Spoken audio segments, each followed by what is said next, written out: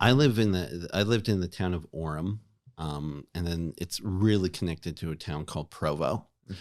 Provo is where BYU is. It's also kind of the wealthier town, except for like the place across the train tracks, but it's maybe the more respectable town. And Orem is a little it's full of orchards and kind of transitional rural. Like our high school was one floor, right? But it still was, it's a town.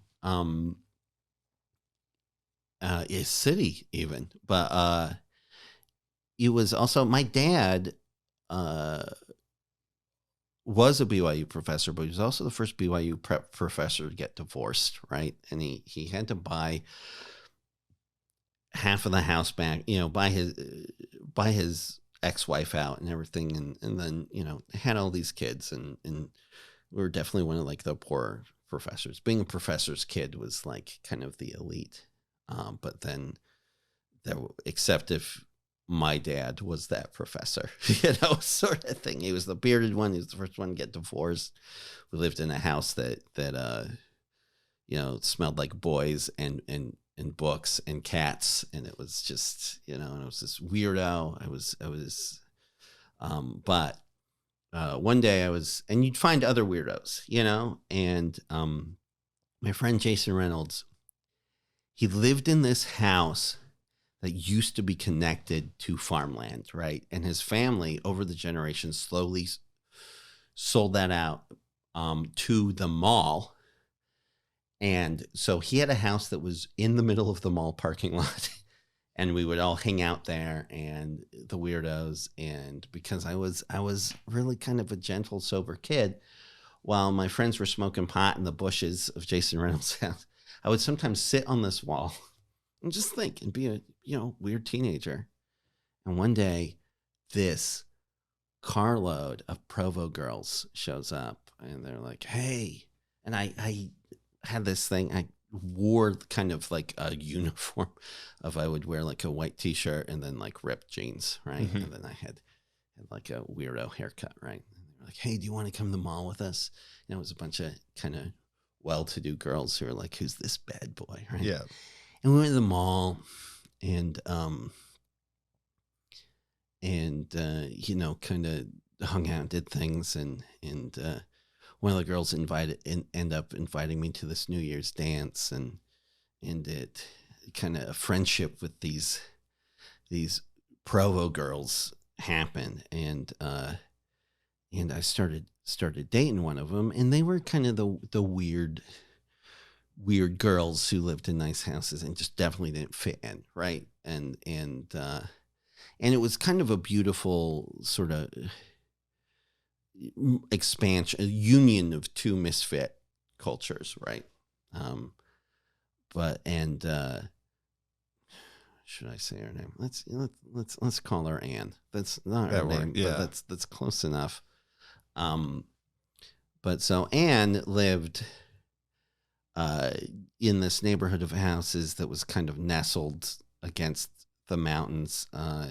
Utah is essentially, most of the population lives in the valleys near the mountains where the water is. So I grew up in this suburban town with access to beautiful canyons and stuff.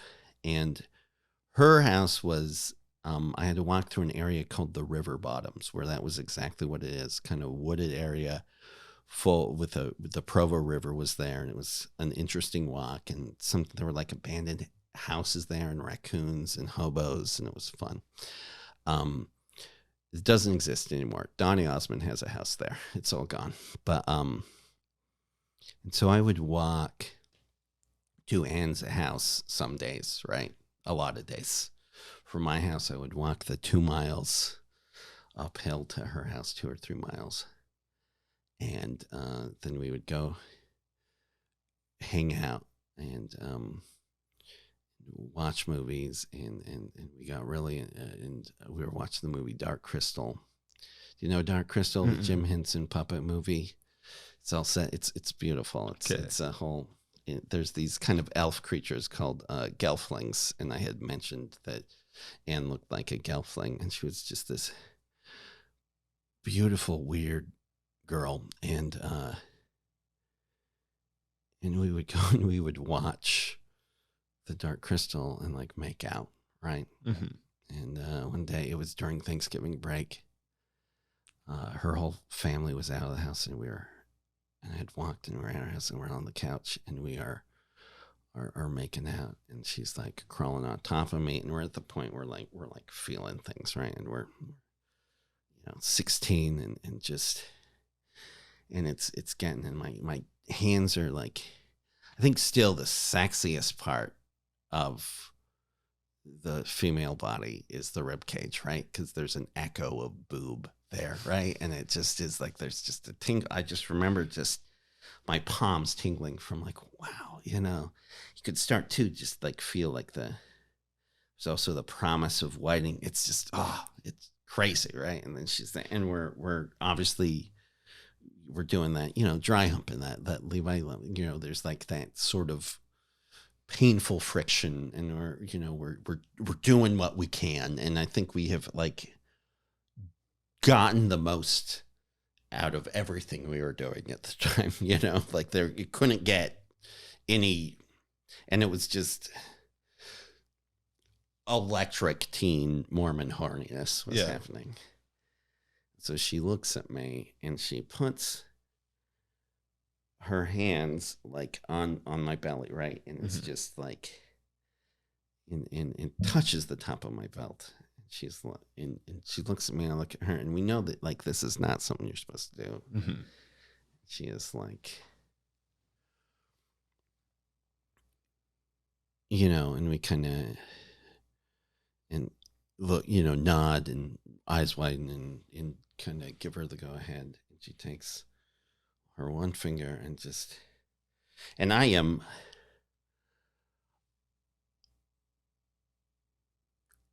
would say this is the most erection I have had. I'm not saying necessarily in size, but in density, right?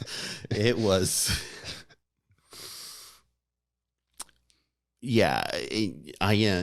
because this is one of those moments. Like, this is the most sex moment in my life at this point. Yeah. Right? And so she puts just a finger, and it's down there, and just touches the tip of my penis with one finger, like ET's it, right? Yeah. And ET. Immediately she looks at me with like a, oh no, what have I done? And all of the Mormon guilt flushes into her, and I can feel it kind of flush in me. And she jumps off the couch and goes into the kitchen and vomits in the sink. Oh my God. Like stress vomits. And I mentioned it was the day before Thanksgiving. And so in the sink. And you're circumcised, right? Yes. Glad we brought that up. Yeah. So my pendulous mushroom tip. I don't even know if that's appropriate, but yeah.